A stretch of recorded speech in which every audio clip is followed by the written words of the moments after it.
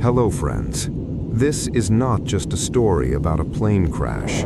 This is a story about survival, about impossible choices, and about how far the human spirit can go when death is everywhere.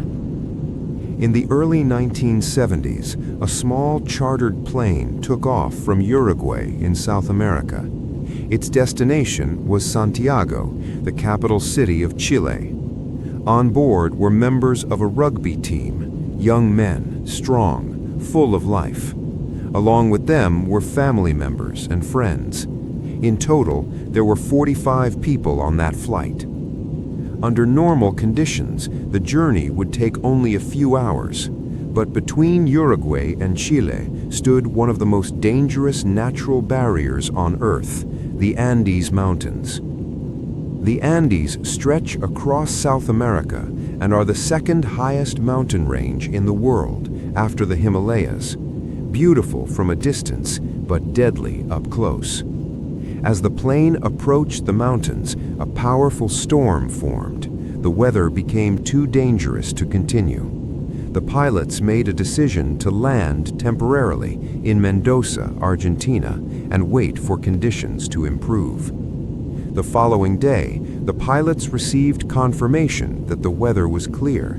Confident it was safe, they took off once again. At first, everything seemed normal. The aircraft moved through the mountains, descending toward Santiago. Snow-covered peaks surrounded them. The city felt close. Then suddenly, without warning, the plane was hit by violent turbulence. A powerful gust of wind shook the aircraft sideways. Thick clouds swallowed the view outside. Visibility dropped to zero. Inside the cockpit, alarms began to sound. Warning lights flashed. No one understood what was happening. Inside the cabin, the rugby players remained calm. They laughed, they joked. They assumed it was just another moment of turbulence. Then one passenger looked out the window. The clouds began to clear, and what he saw froze him in terror. The plane was flying directly toward a massive mountain. At that moment, the pilots realized the truth. They were far lower than they believed. The aircraft was heading straight into solid rock. The pilots pulled up with everything they had, but it was too late. The rear of the plane slammed into the mountain. The impact ripped the last 2 rows of seats clean off the aircraft, sending 3 passengers instantly into the void. The aircraft lifted briefly into the air and then dropped again, striking the mountain a second time. The left side of the fuselage tore open. More passengers were thrown out. Only the front section remained intact. That broken piece slid violently across a frozen glacier at nearly 350 kilometers per hour, scraping across the ice for hundreds of meters before finally coming to rest. The cockpit was completely destroyed. Both pilots were killed instantly. The wreckage lay scattered across the Andes at an altitude of more than 3,500 meters, one of the most remote and inhospitable places on Earth. Amazingly, 33 of the 45 people survived the crash. But survival was only the beginning. Many were severely injured, bones were broken, bodies were bleeding, and none of them had any idea where they were. Later, it would be discovered that the plane had crashed nearly 80 kilometers off its intended flight path. This was Uruguayan Air Force Flight 571. What followed is something no one could imagine. Immediately after the crash, 2 young passengers, Roberto Canessa and Gustavo Servino, were among the least injured. Both were medical students, barely out of their teens. Despite their fear, they began helping the wounded, treating injuries with whatever they could find. Among the survivors was Fernando Parrado. He was alive, but unconscious. A fractured skull had placed him in a coma. As night fell, temperatures dropped far below freezing. 5 critically injured passengers did not survive the first night. The survivors used the broken aircraft as shelter. They blocked openings with luggage, seats, and snow, desperately trying to keep warmth inside. Meanwhile, search and rescue teams were already in the air. Planes from Chile, Argentina, and Uruguay searched the mountains, but the wreckage was white, the snow was white, and from above, everything blended together. Nothing was found. Days passed.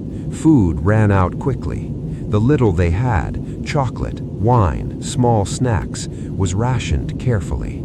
Snow became their only source of water. Using metal and sunlight, they slowly melted ice to survive. Eventually, Fernando Parrado woke from his coma. When he regained consciousness, he discovered the unimaginable. His mother was dead. His sister was alive, but badly injured. For days, he did everything he could to save her. She died soon after. The cold damaged their eyes. Snow blindness set in. They had only a few pairs of sunglasses to share. Hope began to fade. Then they found a small transistor radio. When they turned it on, they heard devastating news. The search and rescue operation had been officially called off. No one was coming. That was the moment they understood the truth.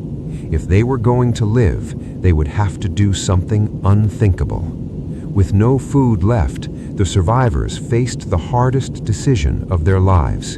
In order to survive, they chose to use the bodies of those who had already died.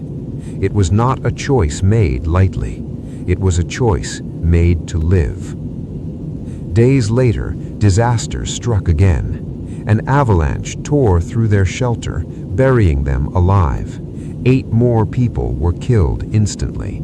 The remaining survivors were trapped beneath the snow for days, clawing their way back to the surface with bare hands. Only 19 remained. Among them, 3 were the strongest: Fernando Parrado, Roberto Canessa, and Antonio Vicentin. They decided to attempt the impossible. They would walk across the Andes. With no proper equipment, no map, and no idea how far they had to go, they began their journey west toward what they hoped was civilization. For days, they climbed frozen peaks. Everywhere they looked, there was nothing but snow and mountains. Eventually, Vicentin turned back, conserving food so the others could continue. After 9 days of walking, Fernando and Roberto saw something impossible. People.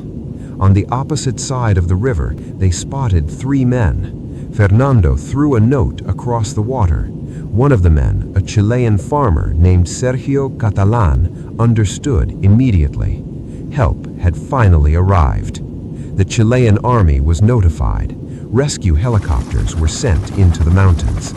16 survivors were pulled from the Andes alive. They had endured starvation, freezing temperatures, avalanches, grief, and unimaginable moral choices. Against all odds, they survived. This event became known around the world as the Miracle of the Andes, a reminder that even in the darkest places on Earth, the human will to survive can still find a way.